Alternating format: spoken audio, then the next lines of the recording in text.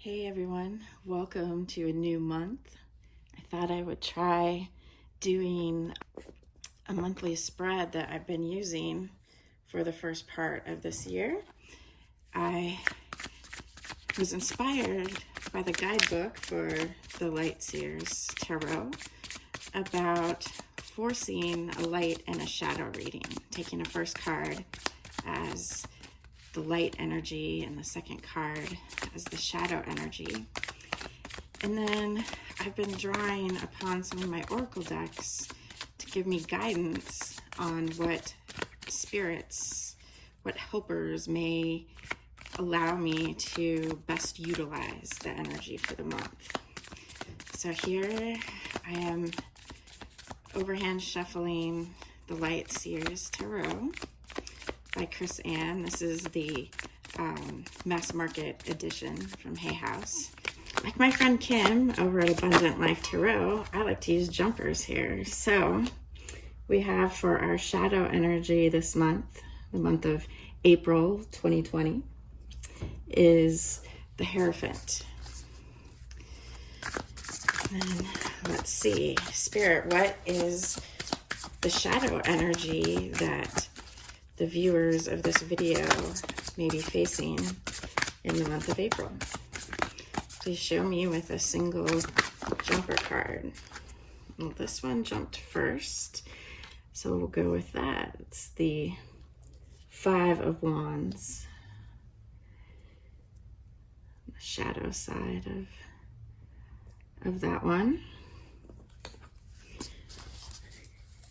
And then we'll move into, I have 4 oracle decks out here for this. I'd like to start with Colette Baron Reed's Crystal Spirit Oracle. And again, I riffle shuffled all these before I started the filming. Dear spirits and guides, please show us what crystal spirit can help us make the most of the energy in April for the highest and best good of all. What crystal spirit can help the viewers of this video navigate the month of April 2020?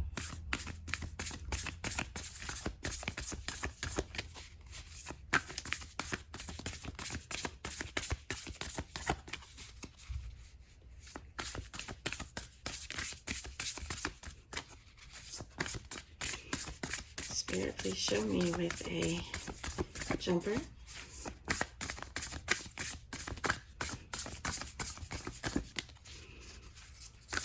Sometimes if it takes too long, I'll grab one that I feel called to sticking out. So we'll do that this time. Ooh, Labradorite. That's one of my favorites.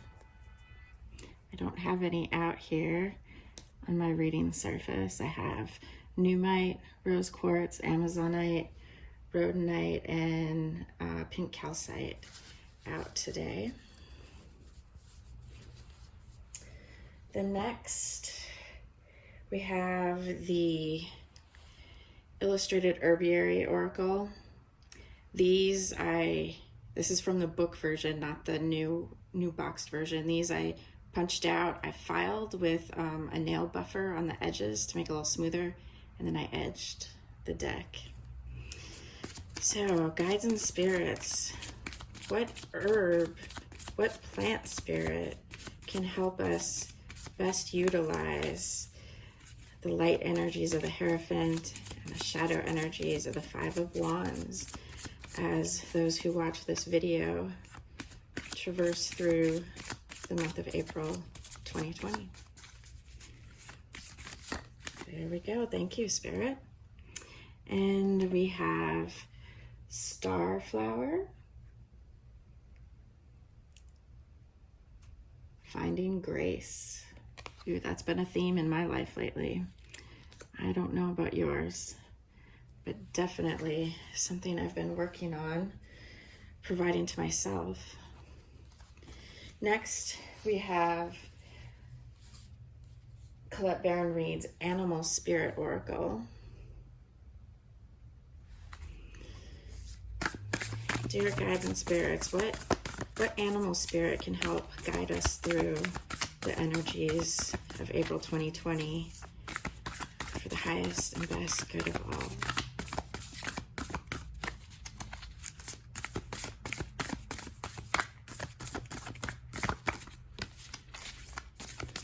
Spirits, please show us with a single jumper card.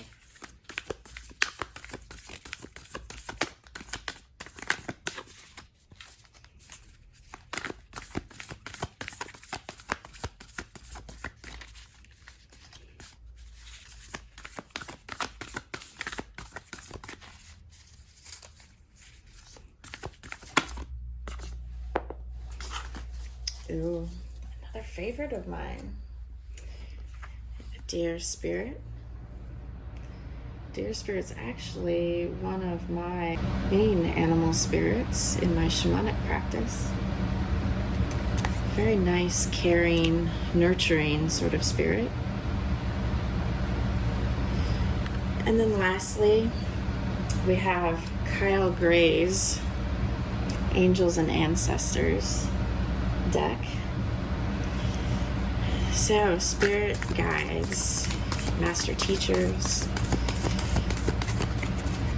please show the viewers of this video what angel or ancestor can help them best navigate through the energies of the month of April 2020. Please show us with a single jumper card.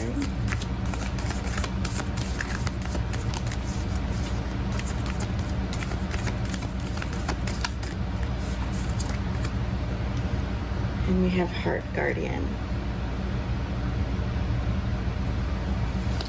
So, with the Hierophant in the light position, in the positive position, I'm sensing that this month of April 2020 is gonna allow many of us to deepen our spiritual journey,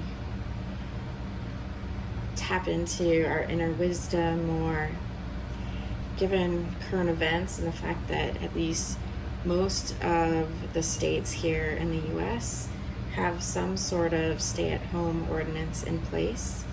I think a lot of people are having a little bit more time to turn inward to do some of their inner work.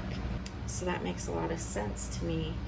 In the shadow position here, we have the Five of Wands. And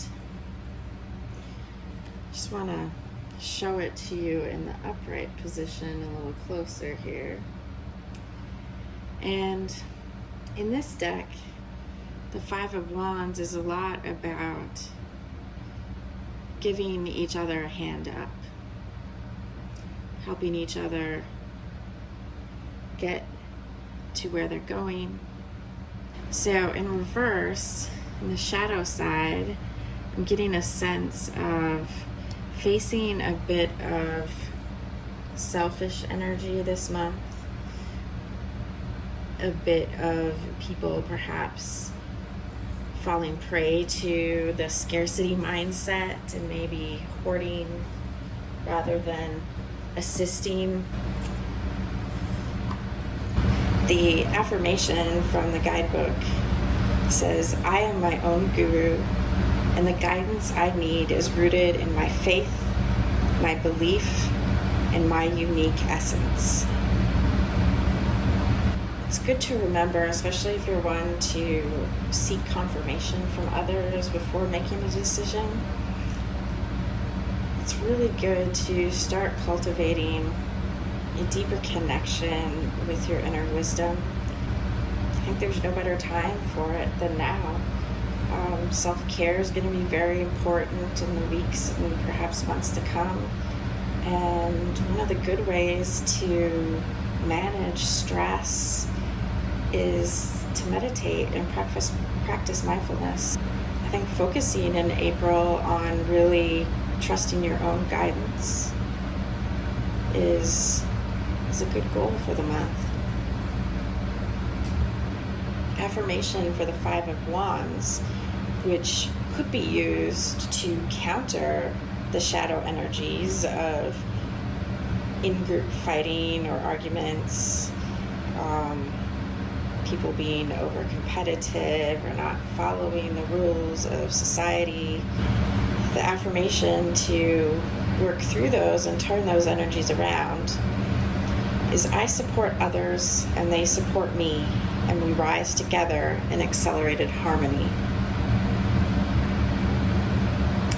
I think we all would do quite well to keep that in mind. As we do that, Labradorite can lend us a helping hand here.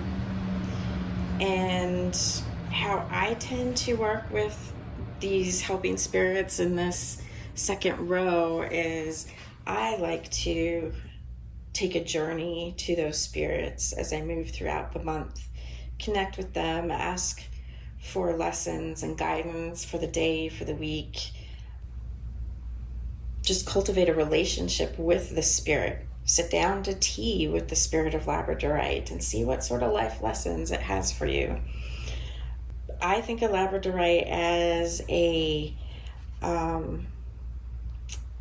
crystal that protects, allows us to tap into our third eye, so it can really help with that relationship with your inner guru. And at the same time, it's protecting you from outside influences that aren't for your highest and best good.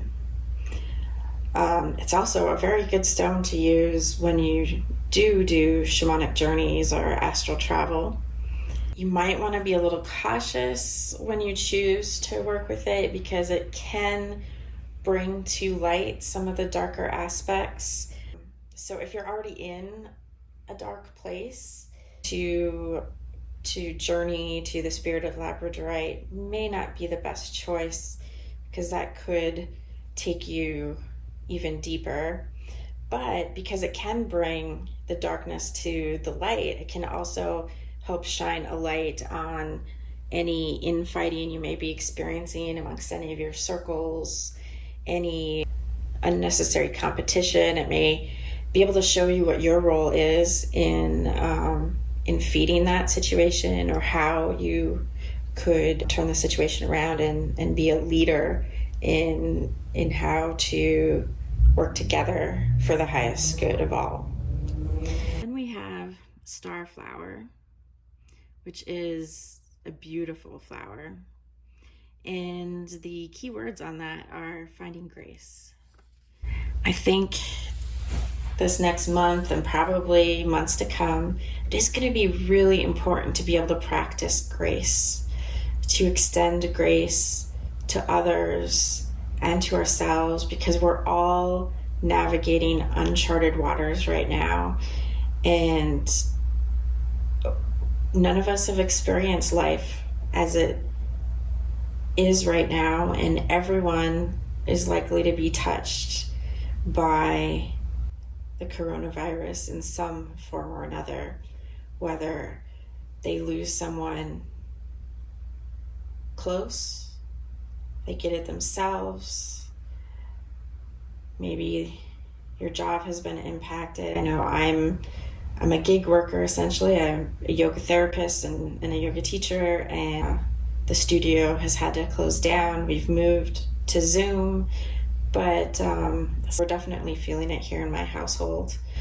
We just need to be mindful and kind and patient with those around us, those that we're in isolation with, quarantine with, as well as those that we may need to interact with.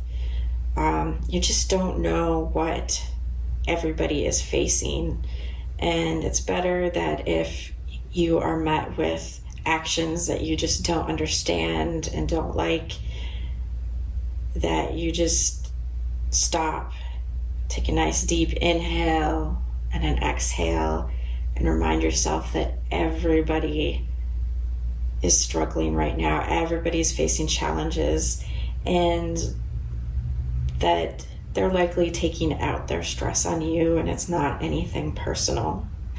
And then you need to do the same for yourself. I've been seeing a lot of people talking about not feeling very productive, and then they're working more hours and not creating a nice boundary between work and home, because now all of a sudden they're working at home and it's easy to just be at the computer all the time. So that is causing some problems as well. And you need to give yourself grace. No one is expecting you to be as productive as you are when you're in your work environment, especially not in these circumstances. I mean, so many people are juggling also having to kind of homeschool their children. And even if they're not needing to do that, children are underfoot. Neighbors are home all day long, so there's more disturbing noises if you live in an apartment complex. There's just all kinds of things that are not allowing things to be normal. And because they're not normal, we really need to have patience with ourselves and others this month. Next, we have Dear Spirit, which is kind of mirroring this finding grace. Dear Spirit is very much about bringing a gentle touch, being kind, nurturing, understanding. And then I'd say that is backed right up again with our heart guardian. Love and let yourself be loved. And part of love is compassion and forgiveness. And we need to be able to do that for ourselves so that we can also extend that to others. So here in April, I really encourage you all to find some activities that are still safe and within any ordinances that may be in place due to COVID-19, that you find some practices that will help you be kind and gentle to yourself, help you open yourself to love and to grace and to compassion, and to further cultivate your faith and your connection with your inner wisdom, your higher self. And then perhaps you'll get some wisdom on how to turn those shadow energies around, how to shine some light on the lessons that are held in that shadow.